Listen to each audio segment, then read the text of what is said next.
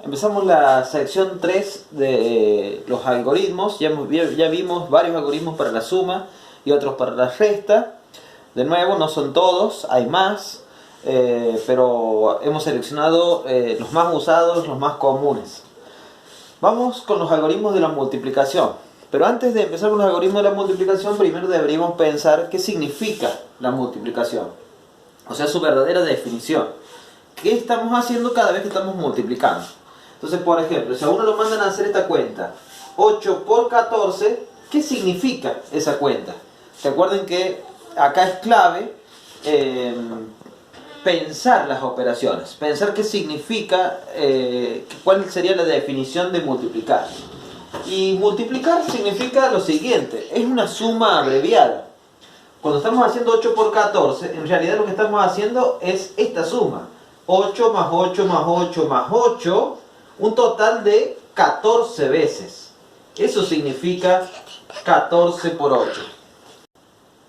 O también significa hacer esta cuenta. 14 más 14 más 14, un total de 8 veces. Eso significa hacer 8 por 14. Y bueno, a partir de estas dos definiciones uno ve también que la multiplicación es conmutativa, ¿sí? Porque da lo mismo hacer 8 por 14 que 14 por 8. Entonces, ¿qué es una multiplicación? Es una suma, ¿sí? Pero no cualquier suma. Es una suma en donde cada uno de los sumandos es siempre el mismo número. ¿Está? Entonces, para no estar perdiendo tiempo haciendo muchas veces 8, es porque a uno le enseñan entonces las tablas de multiplicar. ¿Sí? Pero ya vamos a ver que hay métodos, como por ejemplo el método egipcio, que no necesita de las tablas de multiplicar. Es genial, porque solamente con saberme la tabla de multiplicar del 2, yo puedo hacer cualquier multiplicación. Vamos a ver eso, o sea, aquí en los métodos de la multiplicación hay algunos métodos que están geniales, que son totalmente distintos al tradicional y nos van a facilitar mucho las cuentas. Entonces, siguiendo con la idea de hacer la cuenta 8 por 14, fíjense que lo podemos pensar de la siguiente manera. Que 8 por 14 es 14 bolitas, una fila de 14 bolitas, pero no una sola fila, sino que 8 filas, ¿sí? Fila 1 hasta fila 8. Entonces, sacar esta cuenta es lo mismo que contar toda esta cantidad de bolitas, ¿sí? Nos resulta agradable esa idea de contar toda esta cantidad de bolitas. Pero fíjense que es mucho más agradable si uno hace esto, por ejemplo, se las ingenia y hace esto. Justo a la bolita número 10 hago una partición. Entonces separé todo el grupo de bolitas en solo dos grupos de bolitas. En donde cada grupo ahora es fácil contar cuántas bolitas hay. Es muy fácil ahora contar cuántas bolitas hay en este grupo y en este grupo. ¿Sí? Porque fíjense, aquí en el primer grupo de bolitas, ahora tendría un total de 10 bolitas, pero esas 10 bolitas se repiten 8 veces. Entonces, aquí habría un total de 80 bolitas o 8 por 10. ¿Sí? Como está 8 veces 10 bolitas, aquí habría 8 por 10, 80 bolitas. Y en este otro sector, en cada fila, ahora me han quedado solo 4 bolitas. Y esas 4 bolitas se repiten 8 veces. Entonces esto sería 4 por 8. U 8 por 4, como lo quieran poner. ¿Está? Entonces, y 8 por 4 son 32. Entonces ahora sí es mucho más fácil contar. 80 más 32 tendríamos un total de 112 bolitas. Esto que hicimos de separar es lo que podríamos haber hecho aquí con esta cuenta. Fíjense, hacemos esto. Como 14 es el número más difícil de estos dos, ¿sí? Pensando en que este es más grande, el 14, lo separamos al 14 de la siguiente manera.